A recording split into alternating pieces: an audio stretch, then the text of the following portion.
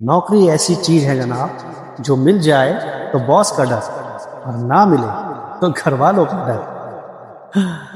खैर, अब तो ऑफिस की कुर्सी से रिश्ता पुराना हो गया, कमर दर्द को अब दोस्ताना हो गया। I don't ever slow up, no I don't take shit. I got no love for the fakeness. If you wanna play tough and wanna hate this, I'll always show up. तो चलिए शुरू करते हैं। नमस्कार दोस्तों, स्वागत है आपका मेरे चैनल एवरीडे विद मनीष पर। और जैसा कि कल दोस्तों आपने देखा कि कल मैं जो है ट्रेड फेयर गया था, और ट्रेड फेयर में मैंने थोड़ी सी शॉपिंग करी अपने लिए। तो उसमें थोड़ा बहुत सामान लिया, लेकिन मैंने एक चीज़ बहुत खास ली, खासकर अपने हेयर के लिए, या ये वर्क कैसे करता है। कल मैं अपने लिए ये आदिवासी श्री मारुति हर्बल प्रोडक्ट यानी कि आदिवासी तेल मंगाया है, लिया है मैंने। और उन्होंने मुझे वैसे तो ये बोला कि आप अपने सर को जो है मुंडवा लो, मतलब उल्टा उसरा लगवा करके उसके बाद इसको अप्लाई करो। बट मैंने कहा यार, अभी तो मैंने चैनल बनाया है, अभी मैं गंजा हो जाऊँ तो मेरी ऑडियंस तो मुझे कहेगी कि अपने टकले से कौन बात करेगा। तो मैंने ये सोचा कि मैं ड्रेमा रोलर से अपने जो हेयर लाइन जो मेरे पीछे जा रही है इसको रोल करूँगा, और उसके बाद अपने स्कैल्प पे इस ऑयल की मसाज लूँगा। बट इसको लगाने का तरीका उन्होंने जो बताया है वो मैं आपको अभी नहीं, जब अगर कुछ इफ़ेक्ट पड़ता है तो मैं आपको ज़रूर बताऊँगा। लेकिन मुझे आज पहले दिन पे ही एक फ़र्क नज़र आया मुझे दोस्तों इसमें, कि इस ऑयल में एक चीज़ तो मुझे अच्छी लगी कि मैं नहाने के बाद मेरी स्कैल्प में खुश्क हो जाती थी। उसमें रूसी तो नहीं, मतलब खुश्क नज़र आती थी, और मैं काफ़ी परेशान था कि सर्दियों में अक्सर मुझे परेशानी होती है। बट इसका इस्तेमाल करने के बाद रात को मैं लगा के सोया था, एक बार कि मतलब एक तो खुशबू अच्छी है इसकी, दूसरा कि मुझे ना अभी पहले दिन से ही फ़र्क महसूस हो रहा है कि मेरे ये खुश्क नहीं हुई। नहीं तो मैं जो ऑयल लगा रहा था स्कैल्प मेरी नहाने के बाद भी वैसी खुश्क कराती थी। बट थोड़ा सा इफेक्ट दिखा है मुझे, बाकी देखते हैं क्या रिजल्ट आता है। उन्होंने मुझे कहा है कि एक दिन छोड़ के एक दिन लगाना है, तो हफ्ते में मतलब 3 बार।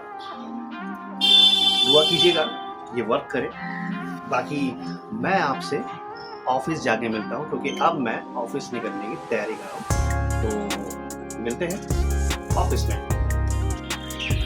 हे गाइस, ऑफिस तो मैं आ चुका हूँ और आप देख सकते हैं, बट अभी क्या है कि ऑफिस खुला नहीं है। पता नहीं कि चौकीदार कहाँ गया हुआ है। तो चौकीदार तो अभी है नहीं, तब तक मैंने सोचा आप लोगों से गुफ्तगू कर लूँ। गुफ्तगू कैसी अपमानजनक बातें कर रहा है लड़का, ये अश्लील है ये लोड़ा। ये भी ज़रूरी है, क्योंकि आप लोग ही हैं जिनके लिए मैं ये सब चीज़ें कर रहा हूँ। तो करते रहना चाहिए, एंजॉय करना चाहिए लाइफ को। क्यों दुखी रहना, दुनिया तो दुख दे ही रही है साली। खुश रहने का बहाना ढूंढे ना दोस्तों। क्यों देखो, दुनिया जो है ना आपको चैलेंजेस देगी, वक्त भी देगा, लेकिन ये हमारे हाथ में है कि हमें उस चैलेंज को एक्सेप्ट कैसे करना है।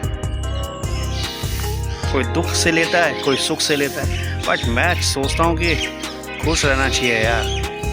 पता नहीं कब तक की ज़िंदगी है, कौन सा पल आखिरी हो। खुश रहो ना यार। क्यों? लाइफ को एंजॉय करना आना चाहिए, सबको आना चाहिए, ये ज़रूरी है। चेंजेस कितने भी आए, पॉजिटिव रखो। अगर ये पॉजिटिव रहेगा, शांत रहेगा, रास्ते अपने आप दिखाई देंगे। बस अपने आप को शांत रखना ज़रूरी है। शांत रखो, और कोई भी चीज़ कहने से पहले सोचो, मैं अगर इसको कहता हूँ या करता हूँ तो इसका नेगेटिव और पॉजिटिव पॉइंट क्या हो। हल अपने आप निकलेगा। भगवान भी यही कहते हैं कि संयम रखो, क्रोध पर काबू रखो। मैं काबू में हूँ। क्या क्या कहना क्या चाह रहे हैं भाई आप? तो दोस्तों, कल का तो आपको पता ही है, कल मैं ट्रेड फेयर गया था, और वहाँ मेरे साथ सीन क्या हुआ कि मैं तो यहाँ से छुट्टी लेके गया हुआ था, बट मेरी जो बॉस थी वो वहाँ आ गई एकदम से। मैं निकल रहा था और वो मुझे रास्ते में मिल गई, और उनको लगा कि शायद मैं बिना छुट्टी लिए बंक मार के ऑफिस से और ट्रेड फेयर घूमने के लिए आया हूँ फैमिली लेके। बट उन्हें सच नहीं पता था।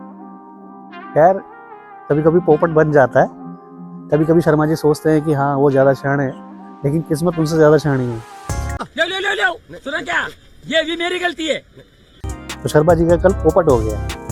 शर्मा जी यानी मैं। पहले ही फैसला कर ले। शर्मा जी कई बार सोचते हैं कि चलो छुट्टी ले लेते हैं, तो ऑफिस में घर पर ज़रूरी काम बोल करके छुट्टी ले लेते हैं, लेकिन साला कहीं ना कहीं शर्मा जी पकड़े जाते हैं। जैसे कि कल शर्मा जी पकड़े गए। और आपको तो पता ही है दोस्तों मेरे साथ आजकल क्या चल रहा है ऑफिस में, तो शर्मा जी पे ये चीज़ भारी पड़ सकती है। लेकिन क्या भारी पड़ेगी, छुट्टी है, छुट्टी लेके गए हैं, तो हमारी छुट्टी हम कैसे भी खर्च करें। शायद मैम को भी इसमें कोई एतराज़ नहीं होना चाहिए। ठीक है, वो सीनियर हैं, हमारी बड़ी हैं, तो कुछ भी सोच सकती है। सोचने पे किसी का कोई बस नहीं है, कोई कुछ भी सोच सकता है, बट मेरी सोच क्या मायने रखती है, ये मायने रखता है। क्या बात है सर, क्या बात है सर, क्या बात है, ये बात है। मेरी छुट्टी है, मेरा क्वालिटी टाइम है, मैं कैसे भी स्पेंड करूं, इसमें किसी को कोई एतराज़ नहीं होना चाहिए। अगर मैं घूमने चला गया तो इसमें कोई बुरी बात नहीं है, एंजॉय तो कर रहा था। और वैसे भी मुझे ब्लॉग शूट करना था, क्योंकि मेरी इतनी प्यारी ऑडियंस है, उसको मैं क्या दिखाऊंगा। मेरी शक्ल देख देख के भी बोर हो जाएगी मेरी ऑडियंस।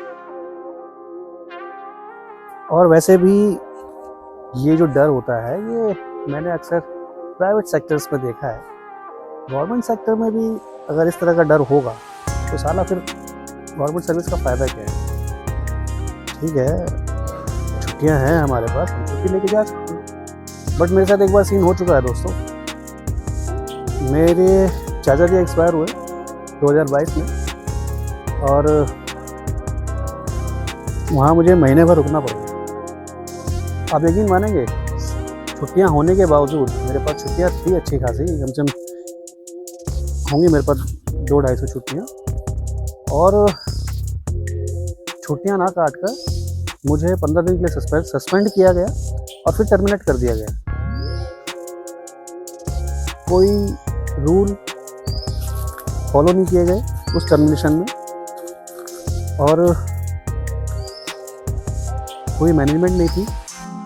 बस जो पहले वाली मैम थी, उनके दिमाग में जो आया फूल जलूल सब कुछ उड़ा दिया, तो शर्मा जी लटक गए। गजब बेइज्जती है। तो इसी चक्कर में जो है अब थोड़ा सा शर्मा जी जो हैं सतर्क होकर चलते हैं, और अपना क्वालिटी टाइम जो भी है उसे एहतियात से खर्च करते हैं।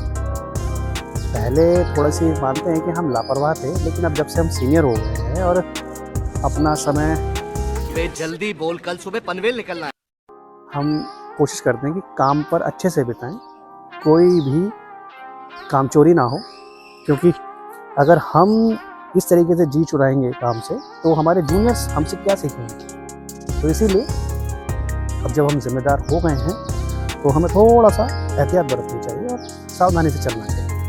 इसीलिए मैं छुट्टी लेकर ही जाता हूँ, एक दिन पहले बताता हूँ ताकि कोई प्रॉब्लम ना हो। क्या आप लोगों के साथ भी ये डर बना रहता है? बताइएगा मुझे कमेंट बॉक्स में, कमेंट ज़रूर किया कीजिए दोस्तों, क्योंकि कमेंट करके मुझे ज़रूर बताएं आप कि मुझ में क्या कमी दिख रही है या मुझे और क्या करना चाहिए। जब तक आप बताओगे नहीं तो शर्मा जी को पता कैसे चलेगा। कोई तरीका है भीख मांगने का? नौकरी ऐसी चीज़ है जनाब, जो मिल जाए तो बॉस का डर और ना मिले तो घर वालों का डर। खैर, अब तो ऑफिस की कुर्सी से रिश्ता पुराना हो गया, कमर दर्द को अब दोस्ताना हो गया। अगर हम करें तो करें क्या, बोले तो बोले क्या। दोस्तों शर्मा जी के घर जाने का समय हो रहा है, तो क्यों ना घर चला जाए। टाइम हो गया है, छुट्टी का समय हो रहा है, तो अब हमें घर चलना चाहिए।